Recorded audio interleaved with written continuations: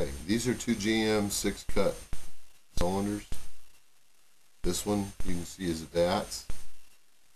This black collar here can be pried up very gently from either side.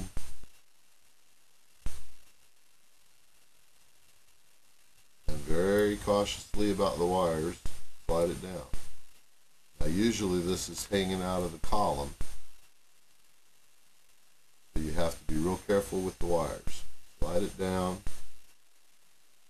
You can see that this black plastic face cap is held on by prongs here where the wires are, here, over here. If you very gently pry these out a little bit, then you can remove this black face cap. Doesn't take much. Be careful if it's cold. Plastic will tend to get brittle. Once you've got it off of those prongs, very carefully separate it.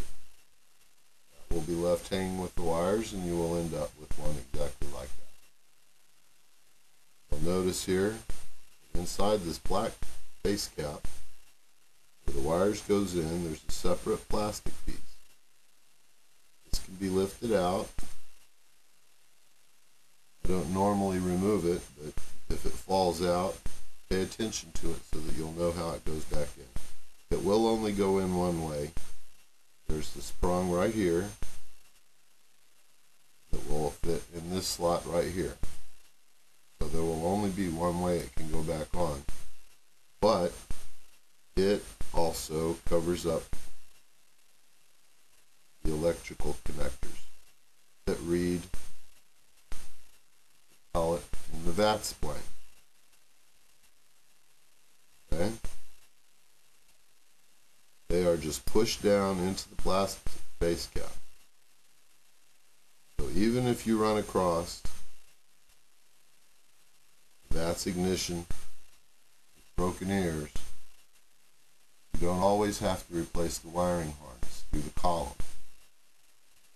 Remove the contacts. If the contacts are still in good shape and the wires are still in good shape, which can be tested, either a tester or a VATS blank, then you won't have to restring VATS wires through the column. And again, I don't know how good you can see this part here. It only goes one way. Cut out for the keyway, the arch where the wires are covered, and the prong that fits into that slot. Now at this time, since this cylinder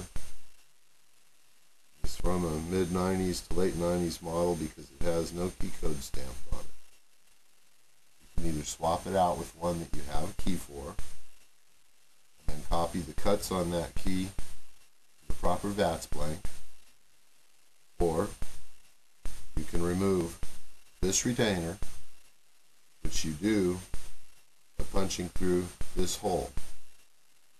There's a little bit of flashing, so it's not really a hole, it's an indentation. If you punch through the indentation, a little bit of flashing there, you will hit the back side of this retainer and be able to drive it out. At that time, you can either take a flat blade screwdriver, or by using a punch in here, you can remove this collar, this tail piece. Okay, you remove the collar there, and then watching for the plastic buzzer actuator, the cylinder will slide out.